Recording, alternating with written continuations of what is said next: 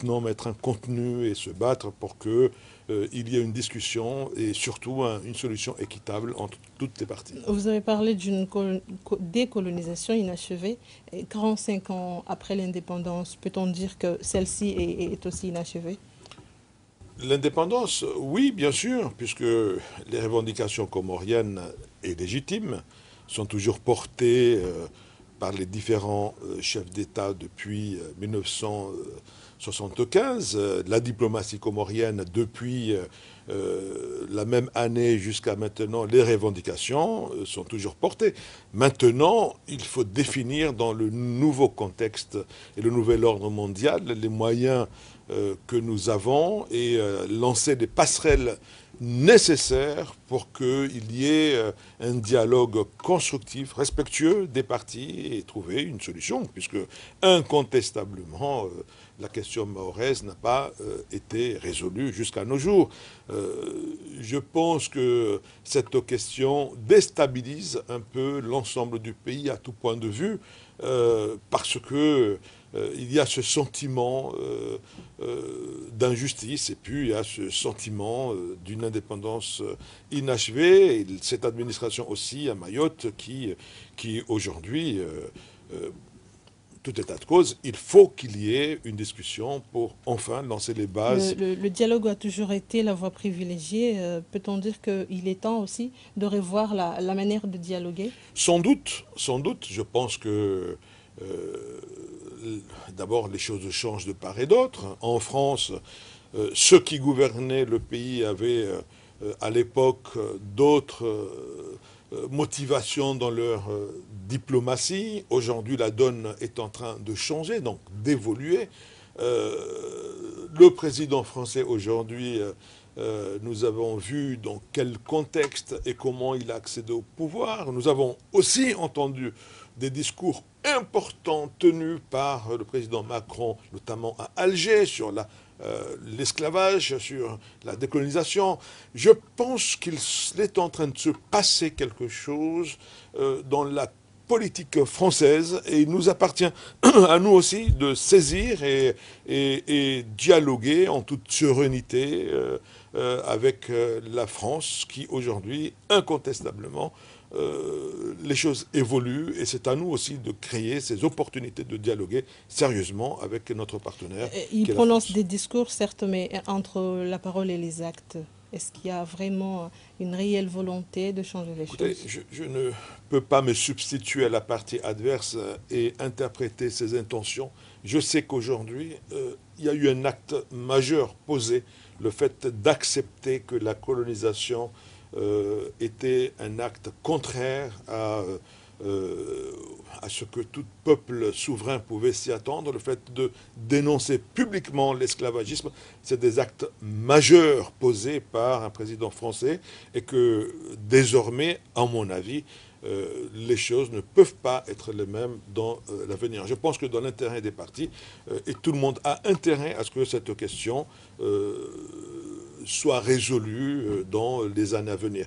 Je ne dis pas qu'il peut y avoir une solution miraculeuse dans les mois, les années à venir, mais il faut en toute lucidité se mettre autour d'une table et discuter. Il est certain que par la force, de toute façon, nous ne pourrons plus, ou nous ne pourrons pas, et même là, le président Jaffar l'a clairement dit, les moyens sont pacifiques et rien n'a changé depuis. Le peuple comorien est un peuple pacifique et on n'a pas d'autres moyens pour revendiquer ce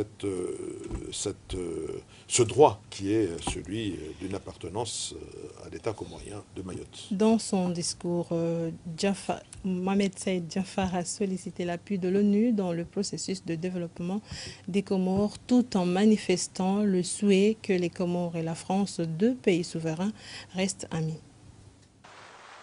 Les Comores sont un ensemble de 4 îles situées dans l'océan Indien. À l'entrée du canal de Mozambique, nous occupons une position privilégiée, mais difficile sur la route du pétrole. Alors que l'océan Indien était resté une zone de paix, nous nous inquiétons à juste titre de tous les indices qui montrent que cette région du monde est en train de devenir une zone d'affrontement. Avec 300 000 habitants, Réparti sur 2235 km², l'archipel est un pays aux dimensions réduites. C'est aussi un pays sous-développé. La situation économique et sociale dramatique nous pose beaucoup de problèmes. Tout cela fait que nous sommes un pays vulnérable, mais c'est justement ces situations de faiblesse qui fait que notre volonté de coopération internationale est forte et authentique. C'est parce que nous sommes un pays pacifique que nous préférerons toujours, lorsque cela sera possible, la solution supranationale. C'est ainsi que nous adhérons sans réserve à toutes les dispositions de la Charte qui prévoit le règlement pacifique des conflits et le développement du respect du droit international. Pays du tiers-monde, nous comptons beaucoup sur l'ONU. Et à la mesure de nos moyens, nous travaillerons pour lui donner des possibilités de répondre à nos espoirs. L'ONU peut et doit sauvegarder la souveraineté des petits États. L'ONU peut et doit créer toutes les conditions juridiques et pratiques d'une solidarité entre les États. L'ONU peut et doit permettre d'humaniser les rapports entre les peuples du monde. Et enfin, l'ONU peut et doit faire admettre un nouvel ordre économique mondial fondé sur la justice, l'égalité et les droits au bien-être. Dans cette deuxième extrait du discours du président Dianfar, il a clairement parlé de la fragilité économique du pays. 45 ans plus tard, le sujet est toujours d'actualité, même si beaucoup de choses ont été faites, mais le chemin reste encore long à parcourir. Qu'est-ce qui n'a pas marché? Pourquoi on en est encore à parler de fragilité économique? Très honnêtement, encore une fois, bon, je ne peux pas... là, ici présent, porte un jugement sur tout ce qui a été fait, qui n'a pas été fait. Et je voudrais tout simplement remarquer la qualité de cette intervention et l'extrême lucidité. Il a parlé de 300 000 habitants à l'époque, nous sommes 850 000 aujourd'hui, mais savez-vous que dans 30 ans, en 2050, selon les projections, les Comoriens, nous serons 2 millions. Dans 30 ans, la population comorienne va quasiment doubler. Il y a des enjeux importants qu'il faille aujourd'hui en discuter, notamment sur ces questions de l'organisation du foncier, sur l'enrichissement de la nation comorienne. Ce qui n'a pas marché, il y a beaucoup de choses, je crois que ce n'est pas le lieu d'en parler, mais on doit être interpellé si un chef d'État, il y a 45 ans, a posé ces problèmes même de sécurité régionale. Aujourd'hui, on a vu que les Chebabs interviennent, déstabilisent la région, les islamistes jusqu'au Mozambique, le nord du Mozambique. Donc ces questions de géopolitique ont déjà été posées par Feu Dianfar et il n'y aura pas de développement économique si d'abord on n'a pas assaini le pays, si on n'a pas créé les conditions d'investissement pour créer une richesse nationale. J'aime souvent le dire, au même moment, pendant que les Comores, nous accédions à l'indépendance, un pays comme les Seychelles était toujours colonisé. 2 ans après, les Comores ont assisté les Seychelles. Aujourd'hui, les Seychelles sont peut-être 10 fois plus riches que nous, les Comores. Pour terminer sur ce point, pour montrer que effectivement ça n'a pas marché, notre richesse, notre PIB par an, il est de 650 millions de dollars par an. Les Seychelles, leur PIB est à 1,4 milliard de dollars. Notre population est de 850 000. Les Seychellois sont à 85 000. Ça veut dire quoi concrètement? Il faut que les Comoriens le sachent, le comprennent. Ça veut dire que les Seychellois, avec une population 10 fois moins importante que la nôtre, produisent 2 fois plus la richesse nationale produite aux Comores. C'est-à-dire, avec une population 10 fois moins importante que nous, ils produisent 2 fois plus de richesse que nous. Vous imaginez, avec 1,4 milliard de richesse nationale répartie à 85 millions de personnes, ce ne sera jamais pareil qu'aujourd'hui dans notre pays, avec une population de 850 000 habitants, avec un PIB de 650 millions. forcément, il y a une pauvreté dans le pays. Forcément, il y a un dysfonctionnement parce qu'on n'a pas su utiliser les leviers économiques pour enrichir le pays. Et c'est vrai que c'est un peu triste, mais bon, c'est un constat. Il faut aller de l'avant et puis il faut réfléchir et poser des jalons d'un développement qui ne peut que passer par des réformes structurelles pour permettre à ce pays, enfin, de se développer. Le fait que Mayotte ne soit toujours pas revenu à son giron naturel contribuerait-il à cette... Écoutez, moi je suis de ceux qui pensent que oui, dans ce sens que, au-delà des Comores, Mayotte aujourd'hui déstabilise la région. Il n'y a pas que les Comores aujourd'hui qui sont déstabilisés en voulant immigrer massivement chez eux, puisque Mayotte est comorienne. Mais l'Afrique aussi tente d'immigrer à Mayotte. Et c'est quelque part normal. Quand on entretient artificiellement une richesse dans un point donné, alors que tous les pays qui entourent ce point de richesse sombrent dans la pauvreté, nécessairement les gens voudront aller vers ce point où il y a une richesse de créer.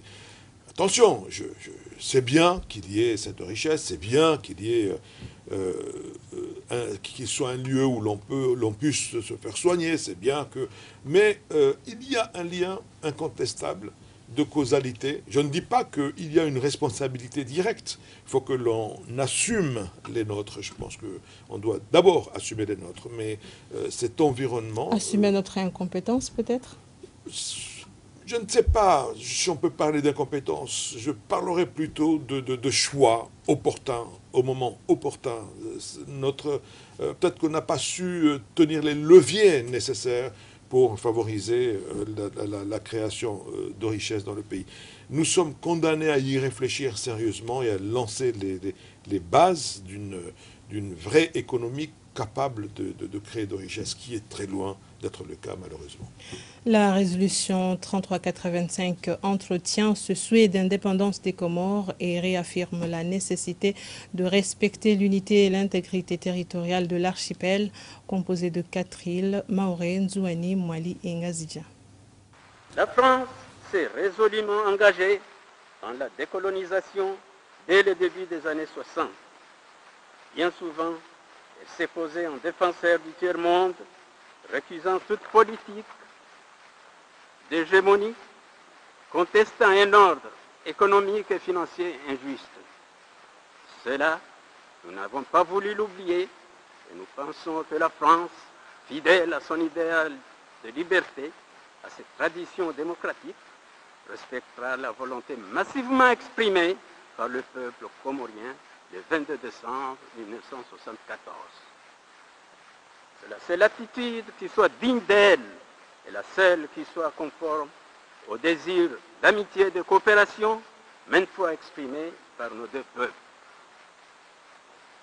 Je voudrais, avant de terminer, présenter toutes les félicitations de mon pays au président de l'Assemblée générale pour son élection éclatante à la tête de cette Assemblée. Je suis persuadé que sous votre haute et sage direction, les travaux de cette Assemblée seront couronnés de succès. Monsieur le Président, pour bien marquer notre foi envers notre organisation, mon pays a décidé d'adopter comme date de fête nationale la date d'aujourd'hui, date de notre admission en tant qu'État uni et souverain, membre de l'ONU.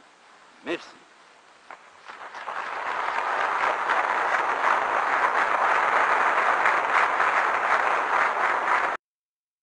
Il a insisté sur le fait de respecter les Comores en tant qu'État uni et souverain. Peut-on dire qu'il avait une vision sur la situation hybride à laquelle nous vivons aujourd'hui? Oui, il a clairement dit dans ce discours que les prémices d'une division sont ressenties. Il a été très loin dans son discours.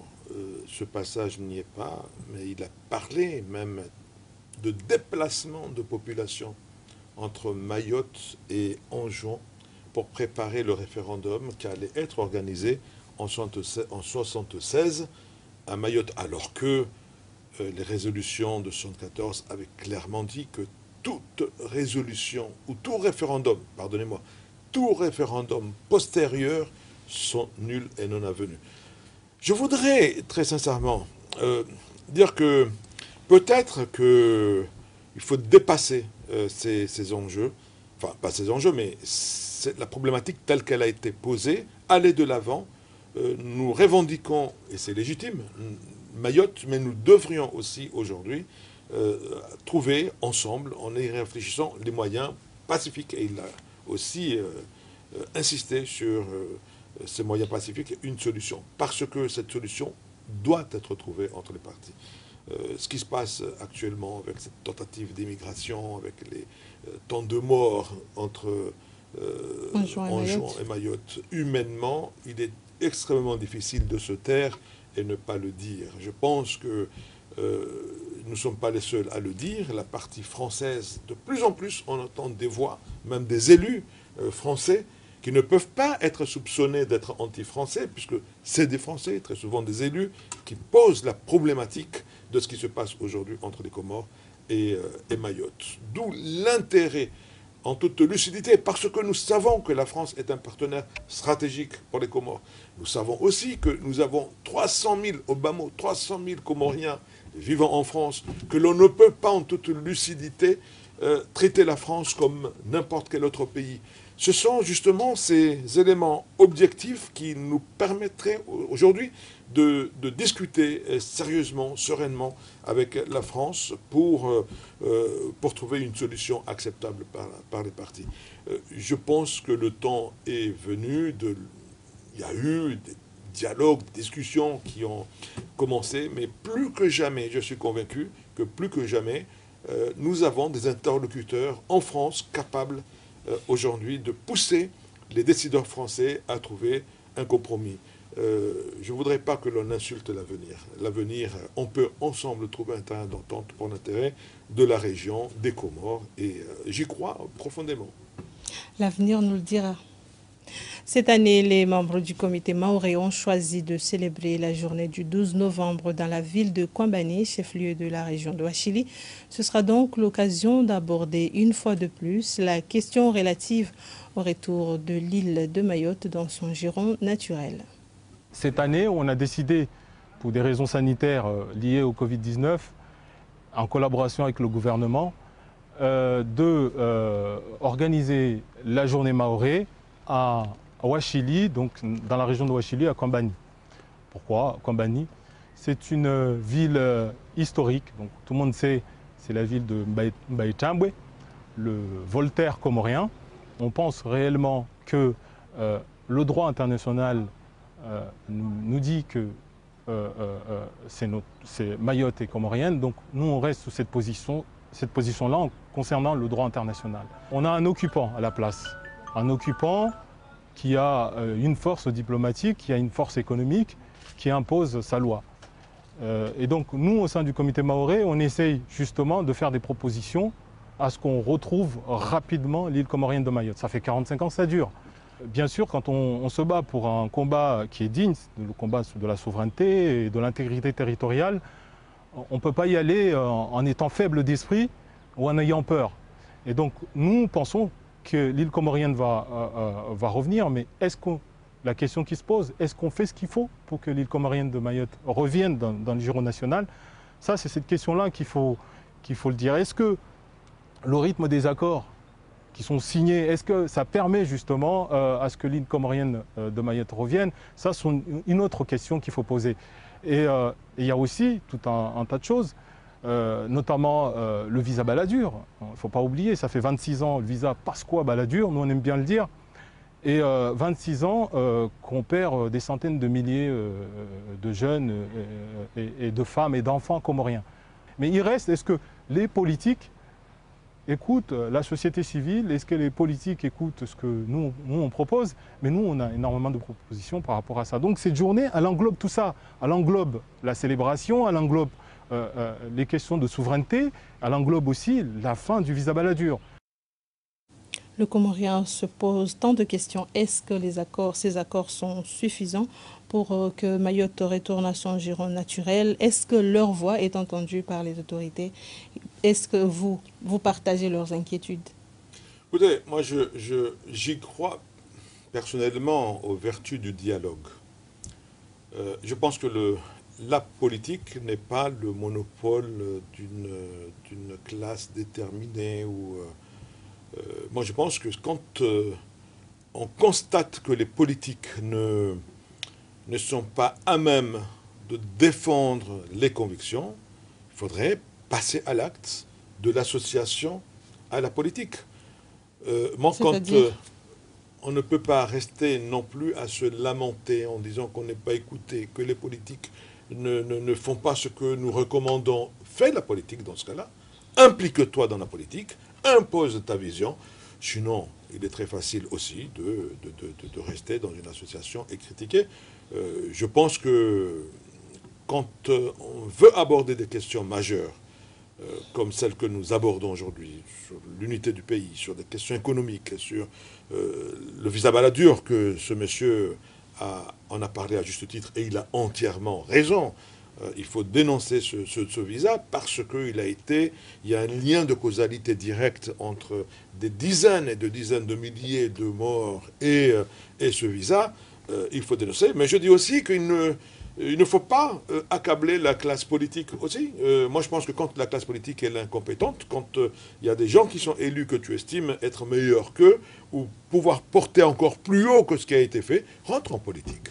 Donc j'invite ces jeunes aussi à passer du discours aux actes, se préparer.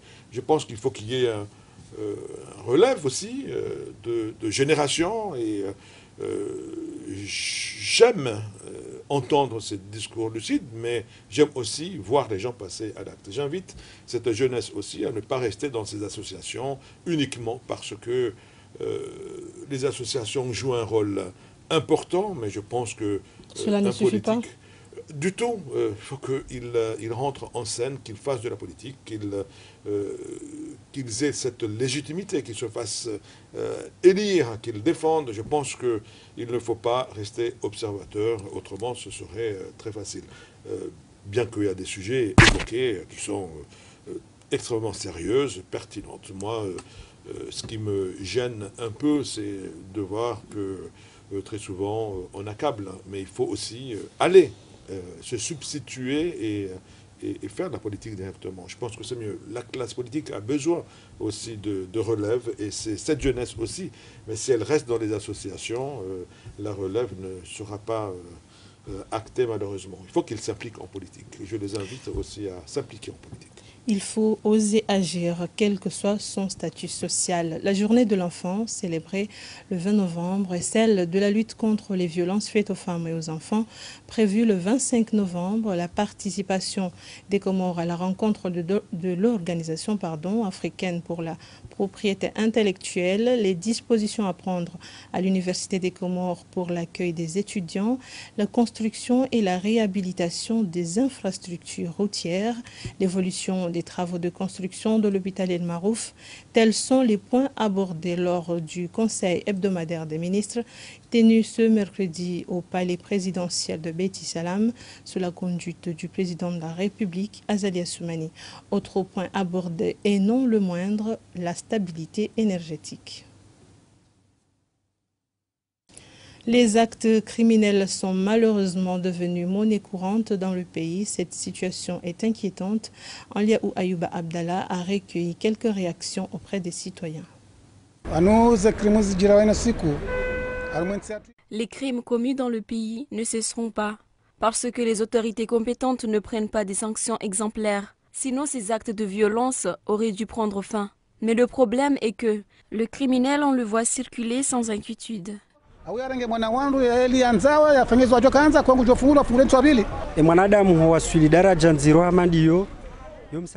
Si une personne arrive à ce stade, c'est qu'il n'a pas la conscience tranquille ou sa mentalité le conduit à être violent et à commettre des actes inhumains. Une telle personne a besoin de se rapprocher beaucoup plus à la religion et à l'éducation pour sauver son âme.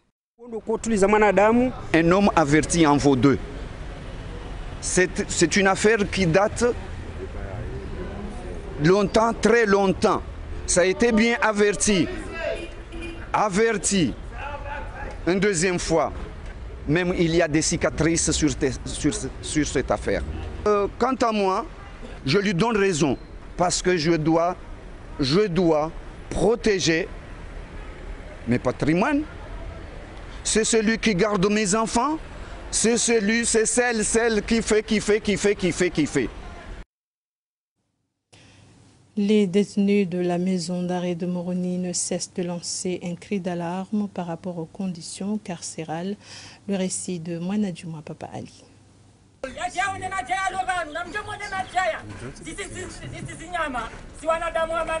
Sous contrôle de l'administration pénitentiaire, les détenus de la maison d'arrêt de Moroni vivent dans l'enfer. Certes, ils ont été approvisionnés en eau, mais selon eux, un seul camion-citerne en une semaine ne leur suffit pas. D'une capacité d'accueil de 90 personnes, 240 y sont détenus en raison de 5 personnes par cellule. Dans une période de chaleur intense marquée par l'épidémie, comment les mesures barrières peuvent être appliquées dans les conditions citées? Sur ce sujet, on a affaire avec des gens privés de leurs droits pour avoir commis un délit, mais toujours est-il qu'une certaine dignité n'est pas le cas. Moi, je peux vous confirmer que dans toutes les prisons de l'Union des Comores, les droits des détenus sont respectés. Les conditions de détention, à savoir la nourriture, etc. Je peux vous confirmer que dans nos maisons d'arrêt, tous les détenus ont droit aux visites. Les femmes sont séparées des hommes. Les mineurs sont séparés des majeurs. Ils sont nourris régulièrement. Des conditions carcérales non conformes, pourtant, selon une source, si dans les autres pays, les prisons sont devenues des lieux d'éducation psychologique et de civisme en faveur de détenus, celles des Comores n'ont pas encore atteint cette étape. Vous confirmez que dans nos maisons d'arrêt, il n'y a ni torture, ni empêchement de toutes sortes. Tous les détenus ont droit au repos. Quand c'est nécessaire, ils ont droit de faire la prière quand ils veulent. Bref, ils vivent en paix dans les prisons et les détenus eux-mêmes peuvent le témoigner.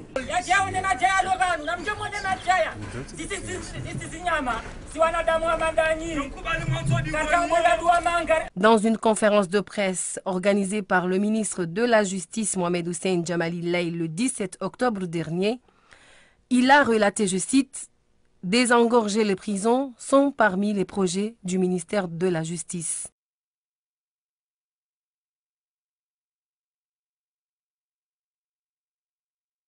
Les actes criminels deviennent monnaie courante au pays et les conditions carcérales ne sont pas humaines. C'est en tout cas le moins que l'on puisse dire. Quel est votre avis par rapport à de telles situations? Écoutez, c'est vrai que la situation est alarmante. Il faut y réfléchir très sérieusement et apporter une réflexion profonde sur ce qui se passe en amont, en aval, l'éducation, les parents, la politique pénale, les sanctions. Je crois que c'est un ensemble. Et en toile de fond, c'est ce que nous disions au départ, c'est l'appauvrissement du pays. Vous savez, quand un peuple est appauvri, ça devient le terroir de toutes sortes d'abus, notamment ces abus sur les enfants qui sont devenus effectivement monnaie courante. Et c'est extrêmement grave parce que c'est la société qui est touchée dans sa chair et son avenir compromis. Il faut que des réponses appropriées soient apportées très rapidement. Tout ceci est lié. Je ne suis pas certain qu'il faille apporter une solution isolée. C'est un problème global qu'il faut réfléchir de manière globale. Mais il est vrai qu'il se pose un réel problème de société dans le pays. En sport, avant la clôture de cette édition, les Harambee Stars du Kenya accueillent ce mercredi au stade de Kasani les Selakantes des Comores en match aller, comptant pour la 3e journée des éliminatoires de la Coupe d'Afrique des Nations CAN 2022 au Cameroun. Avant que le coup d'envoi ne soit donné, l'ambiance était déjà au rendez-vous à Moroni. Reportage à Madame Baraka, commenté par Badria Saïd Omar. Depuis ce matin, des supporters des Selakanth ont envahi Moroni pour le but de soutenir l'équipe nationale qui affronte le Kenya pour les éliminatoires de la Coupe d'Afrique des Nations.